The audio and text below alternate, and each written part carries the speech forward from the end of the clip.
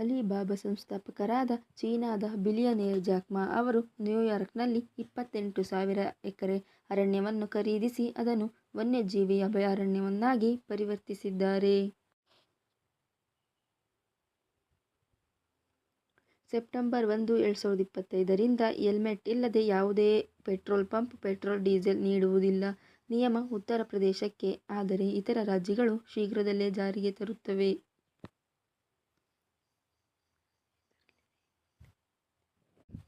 2038ರ ವೇಳೆಗೆ ಭಾರತ $34.2 ಟ್ರಿಲಿಯನ್ ಜಿಡಿಪಿಯೊಂದಿಗೆ ಎರಡನೇ ಅತಿದೊಡ್ಡ ಆರ್ಥಿಕತೆಯಾಗುವ ಸಾಧ್ಯತೆ ಇದೆ ಎಂದು ವರದಿ ತಿಳಿಸಿದೆ.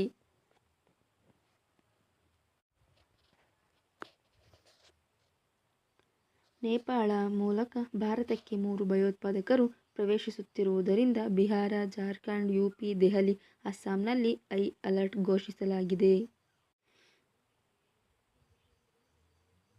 ಮಾಜಿ ಆರ್ಬಿಐ ಗವರ್ನರ್ ಊರ್ಜಿತ್ ಪಟೇಲ್ ಅವರನ್ನು ಅಂತಾರಾಷ್ಟ್ರೀಯ ಹಣಕಾಸು ನಿಧಿಯ ಕಾರ್ಯನಿರ್ವಾಹಕ ನಿರ್ದೇಶಕರಾಗಿ 3 ವರ್ಷಗಳ ಕಾಲ ನೇಮಿಸಲಾಗಿದೆ. ಅಧ್ಯಕ್ಷ ಡೊನಾಲ್ಡ್ ಟ್ರಂಪ್ ಭಾರತೀಯ ಸರಕುಗಳ ಮೇಲೆ ಹೇರಿದ 50% ಸುಂಕಕ್ಕೆ ದಿಟ್ಟ ಪ್ರತಿಕ್ರಿಯೆಯಾಗಿ ಭಾರತವು ಯುಕೆ, ಜಪಾನ್, ದಕ್ಷಿಣ ಕೊರಿಯಾ, ಜರ್ಮನಿ, ಫ್ರಾನ್ಸ್ ಮತ್ತು ಆಸ್ಟ್ರೇಲಿಯಾ ಸೇರಿದಂತೆ 40 ಪ್ರಮುಖ ದೇಶಗಳಿಗೆ ಕಾರ್ಯತಂತ್ರದ ಸಂಪರ್ಕವನ್ನು ಪ್ರಾರಂಭಿಸುತ್ತಿದೆ. ಭಾರತ ಈಗ ಭೂಮಿಯ ಮೇಲಿನ ಅತಿದೊಡ್ಡ ದೇಶ. ಭಾರತ ಏನು ಮಾಡಬೇಕೆಂದು ಅಮೆರಿಕ ಹೇಳುವುದು ಇಲಿ ಆನೆಗೆ ಮುಷ್ಟಿಯಿಂದ ಹೊಡೆದಂತೆ ಎಂದು ಅಮೆರಿಕ ಅರ್ಥಶಾಸ್ತ್ರಜ್ಞ ರಿಚರ್ಡ್ ಅವರು ಹೇಳಿಕೆ ನೀಡಿದ್ದಾರೆ. ಬೆಂಗಳೂರು ಸಂಚಾರ ಪೊಲೀಸರು 50% ದಂಡ ರಿಯಾಯಿತಿ ಯೋಜನೆಯ ನಂತರ 3 ದಿನಗಳಲ್ಲಿ 11 ಕೋಟಿ ರು ಸಂಗ್ರಹಿಸಿದ್ದಾರೆ.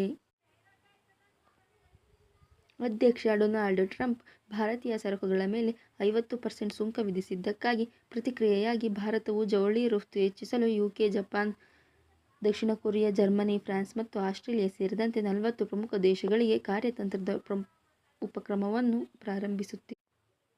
ಭಾರತದ ಆರ್ಥಿಕತೆಯು 2026ರ ಹಣಕಾಸು ವರ್ಷದ ಮೊದಲ ತ್ರೈಮಾಸಿಕದಲ್ಲಿ ಜಿಡಿಪಿ ಬೆಳವಣಿಗೆ 7.8%ಕ್ಕೆ ತಲುಪಿದ್ದು, 5 ತ್ರೈಮಾಸಿಕಗಳಲ್ಲಿ ಇದು ಅತ್ಯಧಿಕವಾಗಿದೆ.